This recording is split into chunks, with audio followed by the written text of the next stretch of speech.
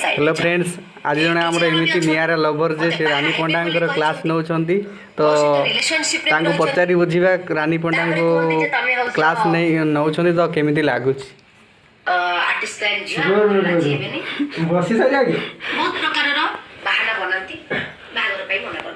तो कौ टॉपिक चलती कमल रानी पंडा क्लास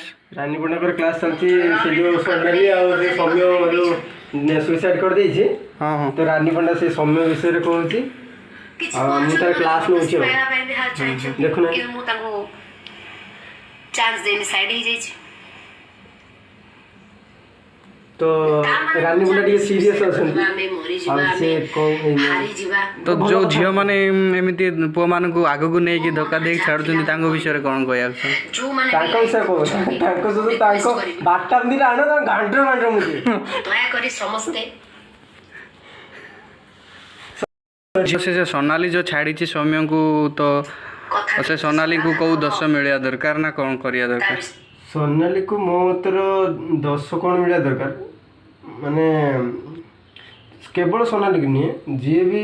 मो कहया था जी भी एमती बल पाई धोखा दो जो के सपोर्ट कर फुसा पड़ा फुसर मीना जीसी होगा। तो आमर कमल आम रानी पंडा दीदी क्लास नौछंती पागल हे जाइछो बोधे तो कंटिन्यू तो क्लास कर कमल आ भल रे तमे काहा को कोन कहउछो बोधे जानि परनो तमे पुआ की झिया मु तो जानिनी बोधे तमर माने सेति की क्वालिटी नाही बुझिला औकात नहीं बुद्धि नहीं विवेक नहीं कांड ज्ञान नहीं वाह सेति पई तमे कहउछो मते बुझिला ने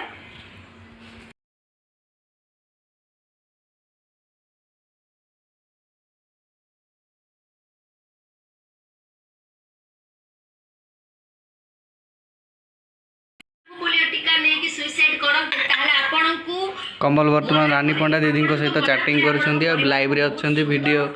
कॉल रे आ जे मते कहू ना तम मुंडा तो रानी दीदी आमर बहुत भल भाषण दौरान कहीं जो झील मैंने छाड़ी जाऊँच पुआ मान को कांगाल कर आवश्यक पड़ले भाषा से झील मान को भाषा कहया मो संगे लागिले मो भाषा कहे मो संगे न लागिले मो बहुत पूरा बाध्य कथाबार्ता करे समस्त को सहित रानी पंडाटर भल मनीष दुनिया खोजले भी आपण माने पाइबे नहीं।